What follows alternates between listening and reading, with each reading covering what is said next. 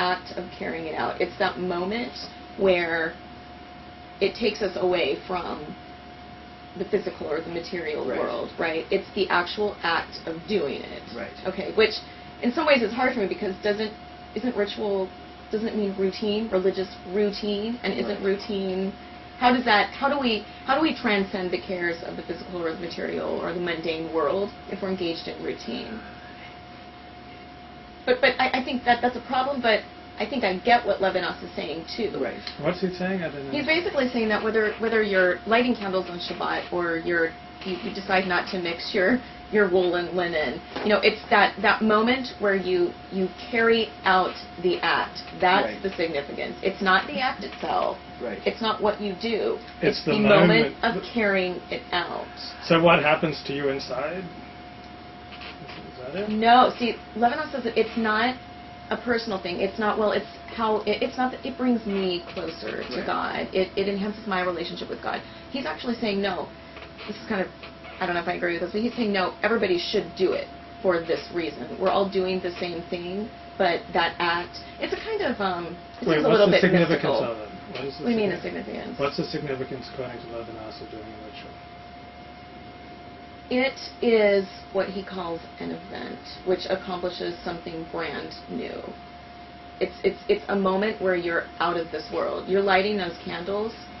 You're having to remind yourself, I guess, to take a step out of the material world, the physical world, the whatever. I'm probably doing a really bad job of explaining I think I feel like you did a good job of explaining it only because I think I get it. I mean, there's, look, in It's a moment of transcendence. Well, yeah. I'll just try to quickly, from my own experience, I mean, that's, in Eastern traditions, which I'm not smitten with either, but there's that recurring theme that, a yoga or a dharma it's really all the same thing, whether, it can be tantric, it can be sex, it can be archery, it can be all sorts of different behaviors.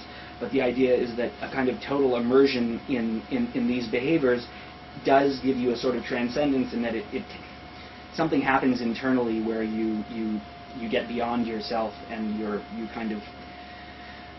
you achieve a sort of a distance from kind of normal human, the whims of the heart, essentially, and you become bigger and better than you were previously.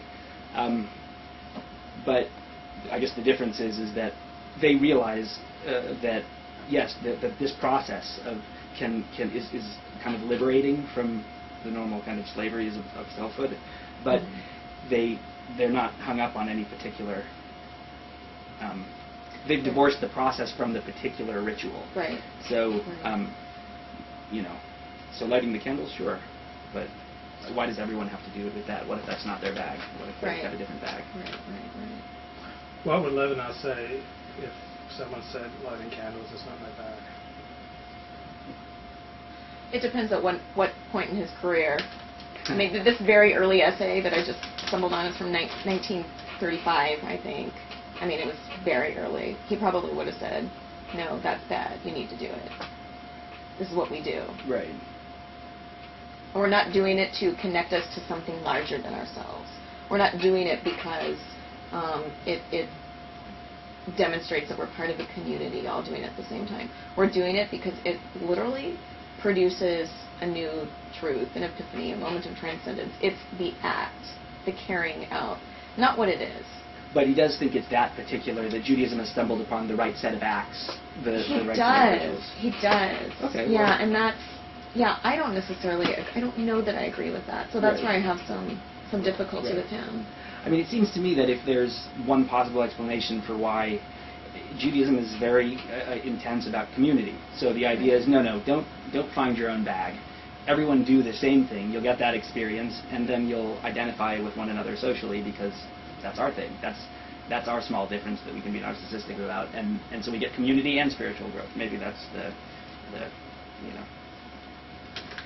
Regarding that bit in the text where it condemns the guy for doing as his heart sees fit, reminds me of something that talk show host Michael Medved says.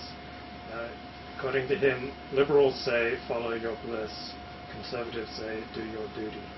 So if that's true, then this is a very conservative document. Yeah, right. Because Moses doesn't say anything about following your bliss. But what does Moses do? Let's stop thinking about what Moses says and let's think about what Moses does. What does he do? Right, and all the prophets. He leads the Israelites. He doesn't follow his bliss? No, he didn't want to be. He didn't want to lead the Israelites. God told him to do it, and he very reluctantly agreed. Yeah, grudgingly. He He makes doesn't seem- mistakes all along the way. Well, where would you say Moses is following his bliss? He's got a problem with impulse control. How so? The rock. I mean, Well, this he is gets his... mad. He throws tablets down. He's crazy. Is that because he's leading a life of following his bliss, or is that because he's stuck with a task that he really doesn't want? Probably a little of both. What do you think? Do you think Moses is following his bliss, or do you think he's stuck with a task that he doesn't want?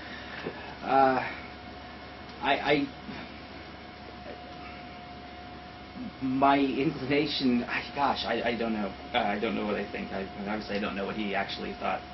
If we're willing to pretend he existed, but I. That was Joey who said that. Right. But I do. I am thinking right now just about different, like the concept of a calling. That there's, that traditions that are serious about understanding the will of your own heart are about distilling your are often interested in distilling your calling from all the other static out there. So I mean, he literally had a calling. I mean, he was. I'm wondering how distinct. It seems like a hard transition, a hard dichotomy between following your bliss and following your duty. But I'm not sure that they're that distinct, as distinct as they might seem. Yeah, Why isn't it really distinct? Like Moses, if he wanted to follow his bliss, he would have picked up his easel and started painting and told God to stop it. I'm not going to go lead the Israelites. I don't want it. Said very clearly, he doesn't want to lead the Israelites. And he's not suited for it because he's a lousy speaker. Right. He doesn't want to do it, but he took on an obligation. Well, look, but if he said he literally didn't want to do it, then I suppose we can take him at face value and figure out he was just following orders that he wasn't interested in. He was being a good soldier. But at the same time, just pulling on my last 2.5 years of experience at Juicy, there were times that I was overcome with frustration, and maybe frustration or anger, not at people in particular, but that always came in the context of I was really passionate about what I was doing, and I really wanted it to go in the direction I thought it ought to go. I wasn't frustrated because I goddamn the whole task. It was because I wanted it so bad, because it was very deeply important to me. So I mean, that may be an explanation for it's a loss of control in the context of trying to control your passion about something, maybe. Do you see a significant difference between an ethos of following your bliss and an ethos of do your duty?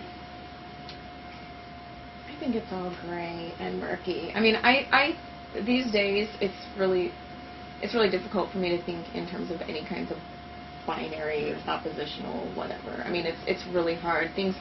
Either or thinking is not really, doesn't work for me anymore. How long have you been out of academia? She's in academia. She's a professor.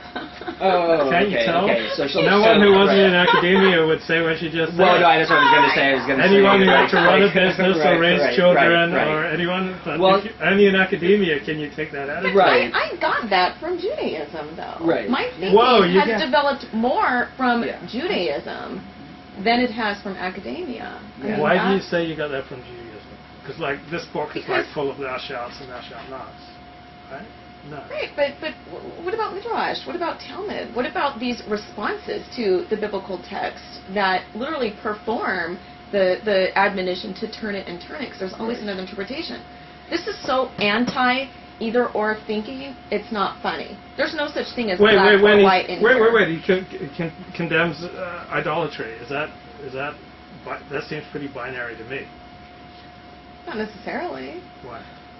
I think the only like when they're thing, putting people to death, that's pretty binary. Like he prescribes in here putting people to death. Right, but that's how really do we know binary. that that's the right thing? How do we know that this isn't yet another example of what not